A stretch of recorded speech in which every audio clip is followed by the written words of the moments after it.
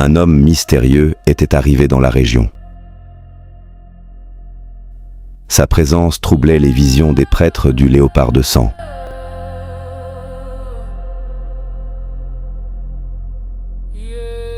Ils en informèrent Kasandjé. Kasandjé me convoqua, et il me donna un ordre simple. Tue-le.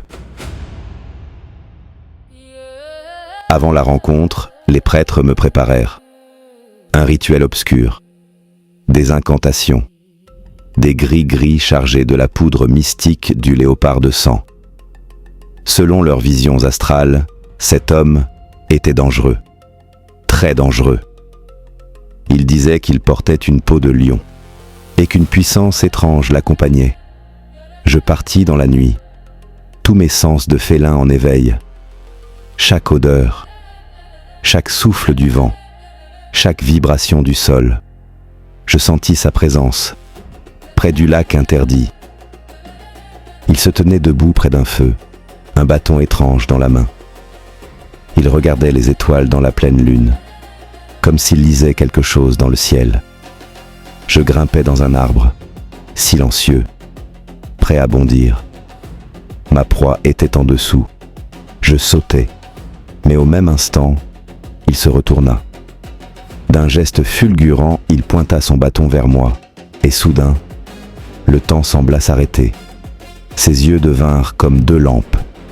Le bâton toucha ma peau, et ce fut comme la foudre, une décharge terrible. Je tombai au sol, sonné, vide, comme si toute ma force avait été aspirée. Je ne pouvais plus bouger. J'étais à sa merci. Pourtant, il ne semblait pas inquiet. Je n'étais rien pour lui. Il reprit simplement son observation des étoiles, comme si je n'existais pas. Un long silence passa, puis mes doigts se mirent à bouger, faiblement, très faiblement. Alors il parla, sans me regarder.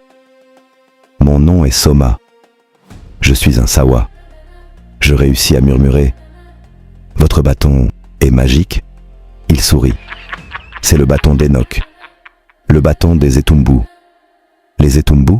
Qui sont-ils? Il se tourna enfin vers moi. Les Etumbu sont des gardiens, un ancien programme créé par Enoch, un initié. Son vrai nom était Dubissé. Un programme. Qu'est-ce que c'est? Demandai-je. Dans l'Afrique ancestrale, Enoch créa des armes vivantes, des armes avec leur propre conscience. Elles se réveillent selon les époques et choisissent leur porteur parmi le peuple noir originel. Pour le défendre, il y eut plusieurs Etumbu, mais le plus puissant portait une arme unique, le bâton d'Enoch. Il marqua une pause, puis ajouta « Mais ton ancêtre Pasélé a mis fin à ce programme. »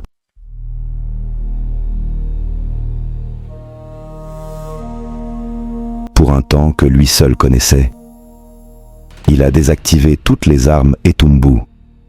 Seul un initié comme moi peut les réveiller, temporairement. Il leva légèrement le bâton. Je suis venu ici pour cacher le bâton d'Enoch. Il se réveillera le moment venu. Je le regardais, troublé. Vous avez dit « Mon ancêtre Pasélé ?» Qui était-il? Soma plongea ses yeux dans les miens. Tu es un descendant de Mundo, un fils de Cam, et parmi tes ancêtres, il y a le puissant Pasélé. Il marqua un silence.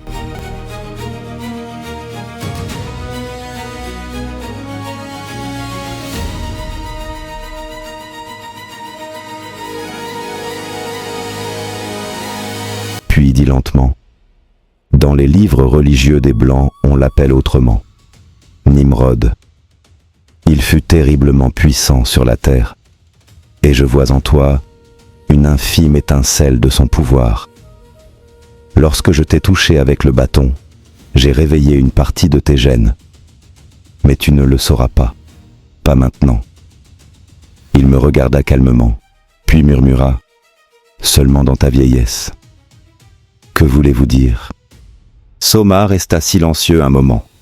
Puis il dit, « Il y a eu un homme noir, l'homme le plus riche de tous les temps. Il s'appelait Mon Mon. Les étrangers ont déformé son histoire. Ils l'ont appelé Salomon. Cet homme connaissait les formules anciennes, les mots capables d'ouvrir des portes invisibles. Il savait invoquer et contraindre des démons de toute race. Il maîtrisait le mécanisme vibratoire de la grande sorcellerie, les sciences secrètes. Il me regarda. Mais ton ancêtre passé était d'un tout autre niveau. Il leva les yeux vers le ciel. J'ai vu ton avenir dans les étoiles. Tu devras affronter un démon dragon.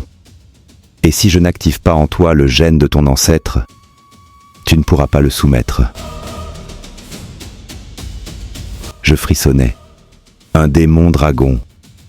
Qu'est-ce que cela signifie? Et où sont passés les pouvoirs des anciens? Pourquoi sommes-nous devenus si vulnérables face aux envahisseurs? Soma soupira. Le peuple noir non initié a été coupé de sa source, de son histoire, de sa spiritualité, du verbe originel. Mais un jour, l'héritage détourné sera restauré, car l'homme noir est l'héritier de l'univers. Il leva le bâton vers le ciel en disant « Nos ancêtres du premier âge lisaient dans les étoiles. Ils connaissaient la carte du ciel. Ils maîtrisaient l'astrologie et l'astronomie sacrée.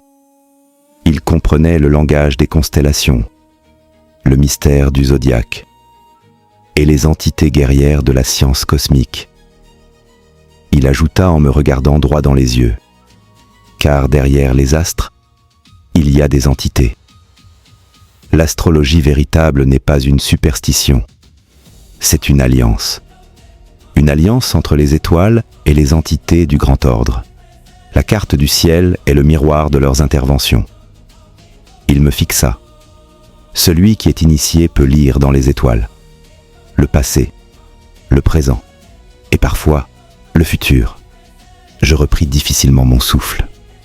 Vous avez parlé d'un démon dragon. Qu'est-ce que c'est? Soma resta longtemps silencieux.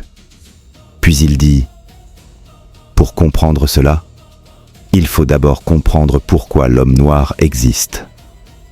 Tous les peuples noirs proviennent d'une seule source, les Sawa, le peuple Douala.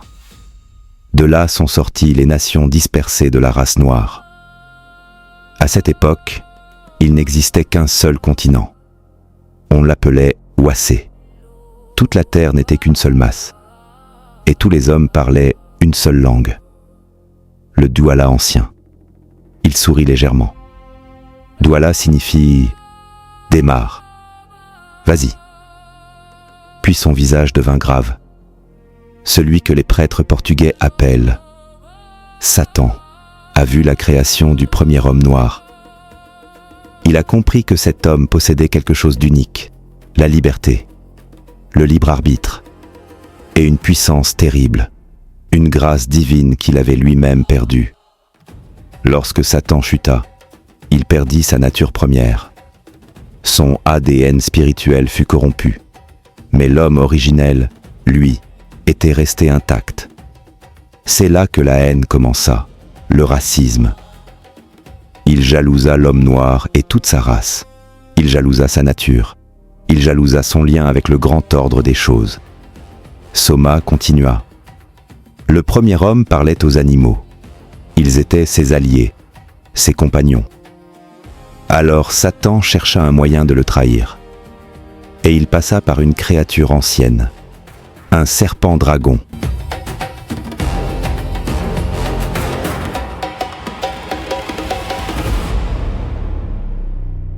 Le feu crépitait entre nous. Soma murmura. Il existait alors de nombreux dragons. Des serpents géants, des monstres marins, bien plus puissants que ceux que les hommes connaissent aujourd'hui. Satan entra dans l'un d'eux, et c'est ainsi que la guerre contre l'homme commença. Il me regarda fixement. Voilà pourquoi tu devras affronter un démon dragon. Sa voix devint plus dure. L'homme noir porte en lui l'ADN spirituel du grand ordre des choses. C'est pour cela que la spiritualité véritable est une question de race, il leva les yeux vers le ciel en disant « Mais votre peuple a oublié. Certains de vos pères ont pactisé avec les étrangers, avec les hommes blancs. » À chaque époque et dans chaque civilisation, l'histoire du peuple noir a été falsifiée et modifiée au travers de récits mythologiques inventés.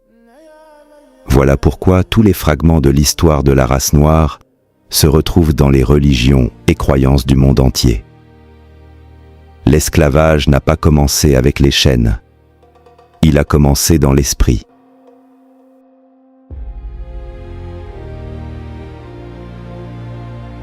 Soma me fixa. Pour sortir de cet esclavage, il faudra briser les fausses religions importées, les fausses spiritualités, et chasser de vos terres tout ce que vos premiers ancêtres n'ont jamais connu.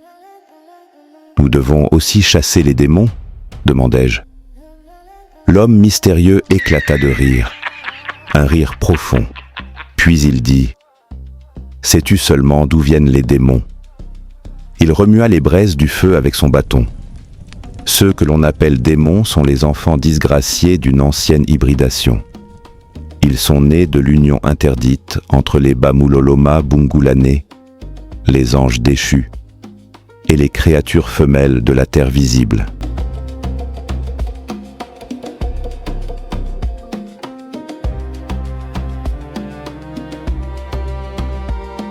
Au commencement, les démons avaient un corps. Ils vivaient dans le monde physique. Mais lorsque le grand déluge frappa la terre, leurs corps furent détruits, et ils devinrent des esprits errants. Soma leva les yeux vers la pleine lune. Bien avant cela, les anges déchus descendirent dans Massi Mawase, la planète Terre. Ils prirent l'apparence d'hommes noirs. Mais intérieurement, ils restaient des êtres de lumière déchus. Leurs semences avaient été corrompues par leur rébellion. Certains apparurent à des femmes noires non initiées, près des arbres, dans les plantations, sur les chemins, dans les villages, ou au bord du grand fleuve.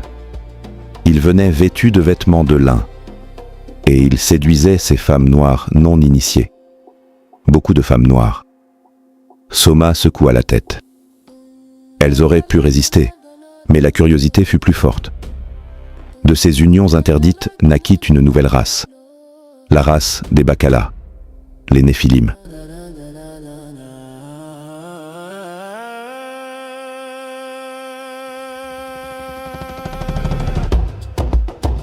Alors la terre fut corrompue. La violence se répandit partout. Le feu crépita. Puis Soma continua. Mais les anges déchus ne s'arrêtèrent pas là. Ils corrompirent aussi le monde animal. Et de cette souillure naquirent les Midjégé, les démons. Il leva 4 doigts. Il existe 4 groupes de démons. Le premier, les Mengu Mamadiba, les démons des eaux. Ceux que les hommes appellent les sirènes des eaux. Ces démons ont plusieurs aspects. Le deuxième groupe, les démons oiseaux hybrides. Ce sont des démons guerriers et religieux de haut rang. L'un des plus puissants d'entre eux se nomme Mitélé. Soma me regarda droit dans les yeux. Aujourd'hui, il se fait appeler Jésus. Je restai figé. Vous parlez du Dieu des étrangers ? Jésus serait un démon ? Soma répondit calmement. C'est un démon séducteur, très ancien. Il apparaît à différentes époques, sous différents noms, toujours avec la même promesse, sauver le monde. Il secoua la tête, mais il ment toujours, et finit toujours par se contredire.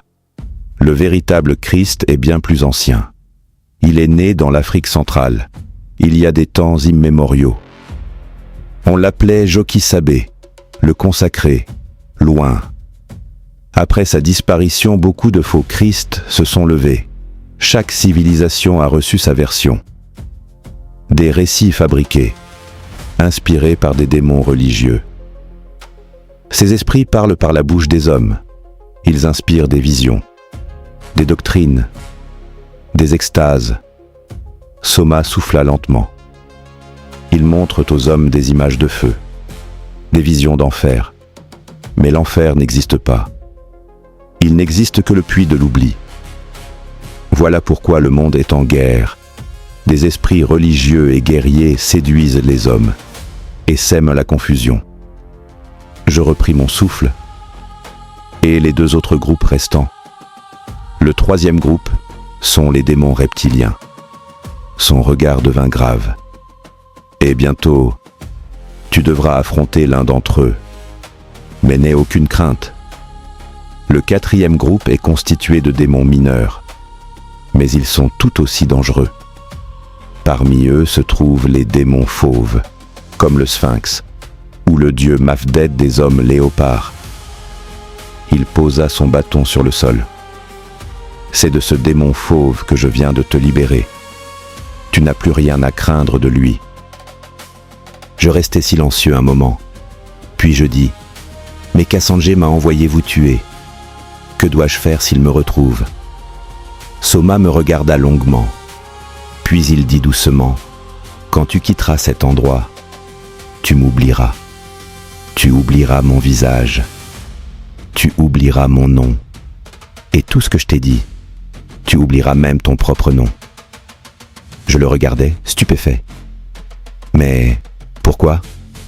Parce que ce savoir doit dormir, pour un temps. Il restera scellé dans ta mémoire, jusqu'au jour où il devra se réveiller. » Il leva son bâton. « Mais une chose te restera. Tu devras sauver un homme. Il est prisonnier des hommes léopards. Son nom est Mobwi. Le gène que j'ai activé en toi te donnera la force de les vaincre. Sauve Mobwi. Et sors-le de la forêt interdite. C'est tout ce dont tu te souviendras. » Je demandai. « Et après ? Que devrais-je faire ?» Soma éclata de rire. « Après ?» Il leva les yeux vers le ciel. « Après, une grande aventure t'attend. Je rends grâce à l'Oba que mes ancêtres ont servi, d'avoir croisé ta route. » Son rire résonna dans la nuit. Puis soudain, le noir. Je tombais. Quand je repris conscience, je ne me souvenais de rien. Je regardais autour de moi, la forêt, le feu éteint, le silence. Je ne savais même plus qui j'étais. Je remarquai alors un collier à mon cou, une pierre noire, étrange. Je sentais qu'elle était importante, sans savoir pourquoi. Puis une image apparut dans mon esprit. Un homme. Je devais le sauver. Je me levai, habité par une force nouvelle, et sans comprendre pourquoi. Je me mis à courir vers la forêt interdite.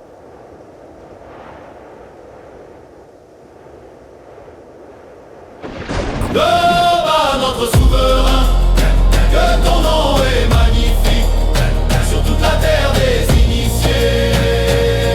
La manifestation de ta volonté s'élève au-dessus des cieux visibles et des cieux visibles et des cieux invisibles.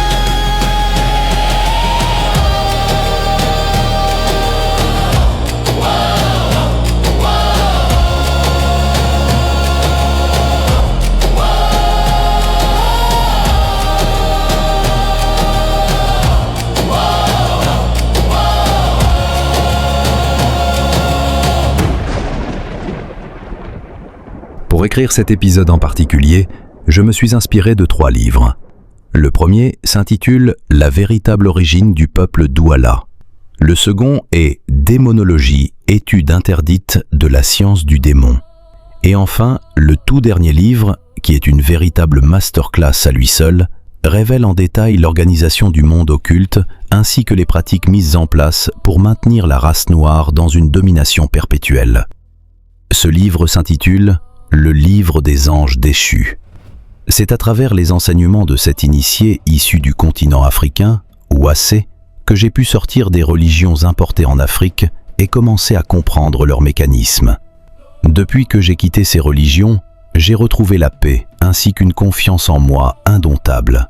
Je ne pouvais donc pas me contenter de divertir les gens avec mon art sans chercher aussi à apporter une solution. Libre à toi d'accepter cela ou non, Mais mon désir le plus profond est que nos enfants vivent en liberté et en harmonie sur la terre de leurs ancêtres, et qu'ils reprennent tout ce qu'on nous a volé par les religions, les glaives et les canons. Pour pouvoir chasser les envahisseurs de nos terres, nous devons d'abord utiliser les armes spirituelles de nos ancêtres méritants. Les armes physiques sont utiles pour se défendre, certes, mais elles ont leurs limites et provoquent également beaucoup de dommages collatéraux. De plus, tout le monde n'est ni en mesure ni apte à les utiliser. En revanche, les armes spirituelles sont efficaces et précises. Même un enfant reconnu sur la voie de l'initiation peut les utiliser sans aucune crainte. Et ces armes spirituelles se trouvent dans notre spiritualité ancestrale authentique. Pour les acquérir et sauver la race noire, victime d'un complot mondial d'anéantissement, il faut retourner à la véritable source. Tu ne peux pas vaincre un ennemi ancestral que tu ne connais pas. Souviens-toi de qui tu es et va reprendre ton pouvoir.